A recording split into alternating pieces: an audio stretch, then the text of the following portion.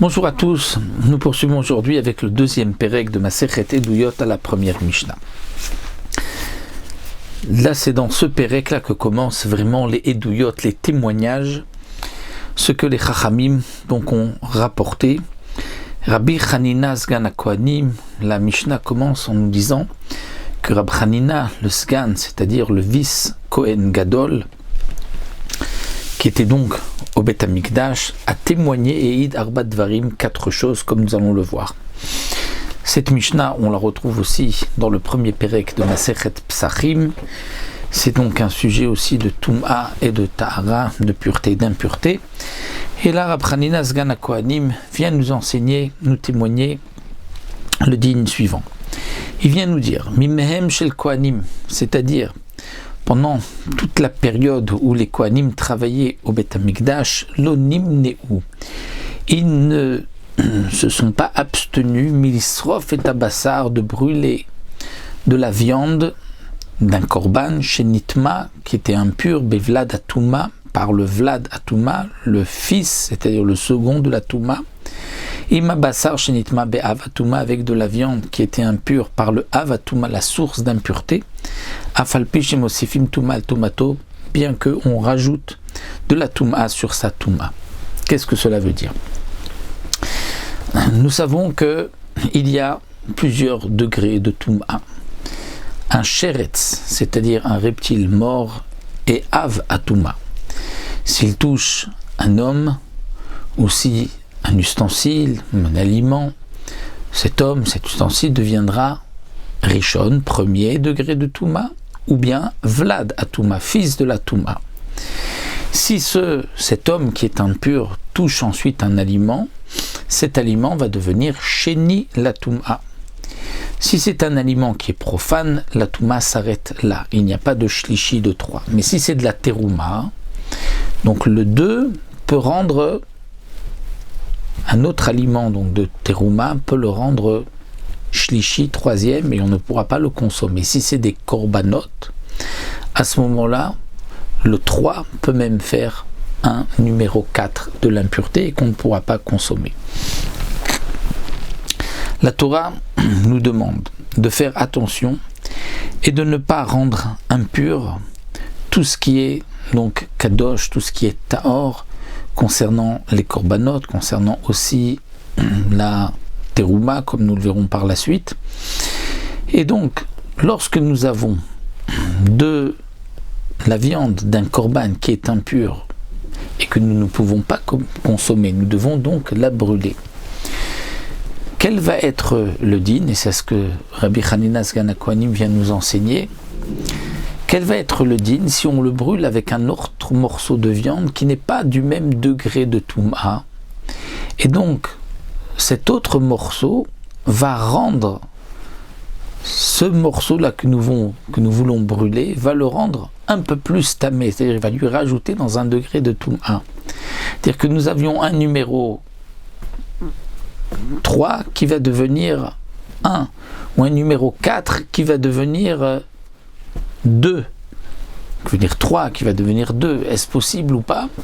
Est-ce qu'il y a là une interdiction puisqu'on lui rajoute de l'impureté ou pas au moment où on va les brûler? Donc puisqu'on les brûle, on va les faire disparaître de ce monde, mais malgré tout, peut-être qu'à ce moment-là, il peut y avoir donc encore un degré supplémentaire de touma qui se rajoute, et peut-être que ceci est interdit, puisque nous devons faire attention de ne pas rendre impur ce qui est tamé. Ce qui est, pur, et donc même ne pas rendre un peu plus impur ce qui est déjà impur. Eh bien, Rabbi Hanina Sgan HaKohanim va nous dire, voici, qu'il n'y a pas de problème de brûler 2 morceaux de viande. Donc il va nous parler, si on lit ce qui est marqué, donc ils ne se sont pas abstenus de brûler un morceau de viande chez Nitma bevlad atuma, qui était impur par un vlad atuma. Donc vlad atuma, c'est premier degré de touma, le av, le vlad, le fils, donc premier, et donc ce morceau de viande était second, et on va le brûler avec un morceau de viande qui était impur par un av atuma, qui est donc premier, bien qu'on va rajouter de la touma sur sa touma, c'est-à-dire celui qui est second va être maintenant touché par un qui est premier, il va devenir il restera second, puisque le premier va rendre second. Donc, qu'est-ce que Reb Chanan Sgan HaKohanim a voulu nous enseigner? C'est pour cela que le Barthénoura nous explique, c'est ce qui est marqué dans la Gemara, c'est que non, il ne s'agissait pas d'un morceau de viande qui avait touché un Vlad Atouma, un premier degré de Touma, et qui donc ce morceau de viande est second, mais il s'agissait d'un morceau de viande qui avait été impur par Vlad, c'est-à-dire par un qui était déjà second. Et donc ce morceau de viande était 3e degré de la Touma. Et donc maintenant ce morceau de viande qui était 3e degré de Touma, lorsqu'on va le brûler avec un morceau de viande qui lui est 1er degré de Touma, il va rendre impur ce morceau qui est 3, va le monter d'un degré, il va le rendre maintenant 2e degré de Touma. Et bien Reb Chanan Sgan HaKohanim vient nous dire, ce n'est pas un problème, étant donné que de toutes les manières nous sommes en train de brûler, on ne craint pas qu'il y ait là un problème de rajouter de la Touma. Juste une petite parenthèse que souligne ici le Barthénoura, c'est que normalement on sait que Minatora, un aliment ne rend pas impur un autre aliment. Un aliment rend impur une boisson un aliment, mais un aliment ne rend pas impur un aliment. Ça c'est ce qu'on apprend dans la Gemara. Malgré tout, il y a midé rabban une xéra qu'un aliment est métamé un autre aliment. Donc ça c'est le premier din que nous enseigne ici Reb Chanan Sgan HaKohanim. Donc nous avions un morceau de viande qui était au 3e degré d'impureté, il avait touché un 2e degré d'impureté, donc le Vlad Atouma est maintenant au contact d'un aliment qui lui a été tamé par Avatouma, qui est donc Vlad, qui est donc 1er. À son contact il va venir 2e, et donc on lui rajoute de la Touma. Après Chanan Sgan HaKohanim nous dit ce n'est pas un problème, on peut le faire. Aussi Rabbi Akiva vient rajouter même un peu plus, il va dire, et cette fois-ci il va nous parler de la terouma Rabbi Akiva, mais même chez le Kohanim, donc de l'époque des Kohanim, de leur jour, l'onimnu ils ne se sont pas abstenus, mais les adlik et hachemen, c'est-à-dire d'allumer, de brûler de l'huile, de terouma chez Nifsal, qui était donc impur. Le terme Nifsal signifie que il a été touché, comme on le voit, Betvulium. Tvulium, c'est un homme qui était impur, qui a été au mikvé pour se purifier, mais qui donc doit attendre la tombée de la nuit pour être entièrement pur. Si avant d'avoir attendu la tombée de la nuit, il est donc Tvulium, trempé du jour, il a un statut de chéni, de second. Et donc s'il touche maintenant de la terouma, il va la rendre impure. Mais le mot impur n'est pas tout à fait juste, puisque dans la Mishnah, lorsqu'on dit Yitma, qui va le rendre impur, c'est que ce 3 là pourra faire même 4, et ce qui n'est pas le cas, puisque la terouma, le 3 ne fait pas de 4. Donc on va appeler le numéro 2, 2e degré de Touma, qui va rendre impur un morceau de terouma, qui va le rendre 3, on va dire il est possel la terouma. Donc là nous avons, puisque possel, c'est-à-dire qu'il ne pourra pas faire encore un autre aliment, encore un autre degré plus bas, donc un 4e. Donc nous avons ici de l'huile qui a été touchée par un tvulium. Le tvulium a un statut de second, minatora.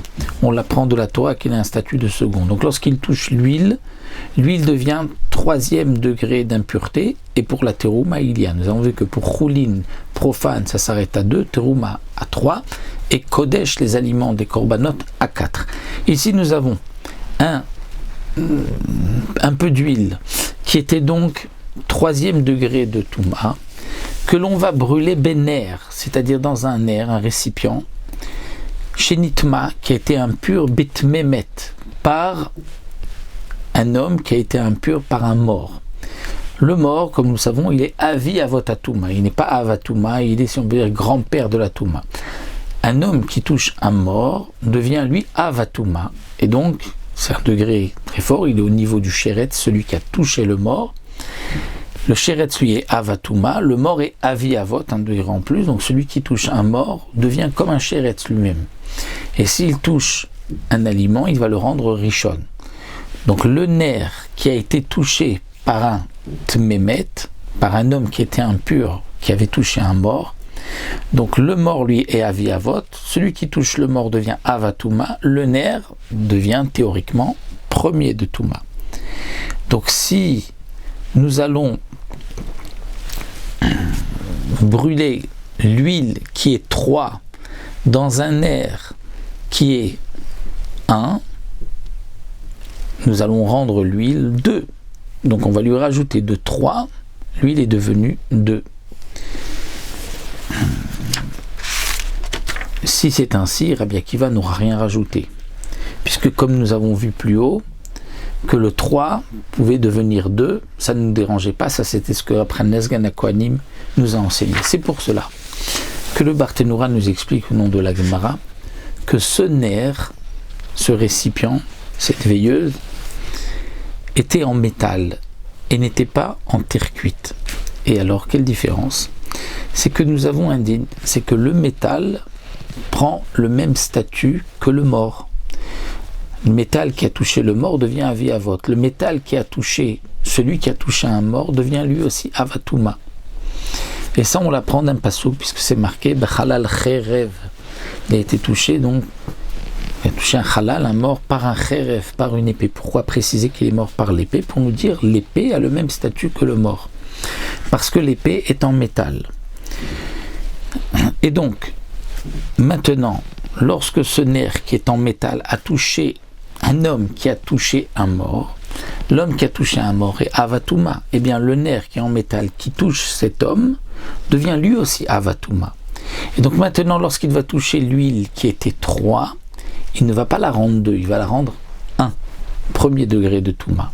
Et ça, c'est ce que Rabbi Akiva rajoute. Si nous apprenons Nesgan HaKohanim, on a appris que le 3 peut devenir 2, Rabbi Akiva vient nous dire le 3 peut même devenir 1, Afalpi shemosifim Touma Toumato, qu'on rajoute de la Touma sur sa Touma, il n'y a pas de problème, étant donné que de toutes les manières, c'est impur et qu'on est en train de brûler cette huile.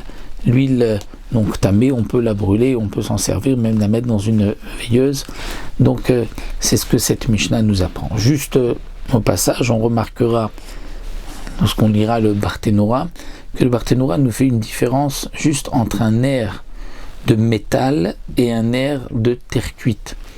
C'est seulement, nous dit le Barthénoura, tous les ustensiles, sauf la terre cuite, va prendre, sauf l'argile, va prendre le statut de la source de Touma, du mort ou celui qui a touché le mort. C'est-à-dire que pour le Barthénoura, c'est tous les ustensiles, même s'il est en bois, et pas seulement si c'est un ustensile en métal. Alors que pour d'autres Rishonim, comme le rapporte souvent Rashi, c'est toujours un ustensile en métal qui prend le même statut. Donc c'est une marloquette Rishonim. De toutes les manières, le nerf ici, on dira qu'il est en métal. Est-ce que le din sera le même s'il était en bois? Ça, c'est la marloquette Rishonim. Donc voici, pour ce premier témoignage de Rabbi Nesgan HaKohanim, donc nous avons vu que lui vient nous dire que le 3 peut devenir 2 au moment où on le brûle, même si on lui rajoute de la Touma, ce n'est pas grave. Et Rabbi Akiva vient dire même le 3 peut devenir 1. Donc monter encore plus au moment où on le brûle, et ce n'est pas grave non plus, puisque de toute manière on est en train de le brûler.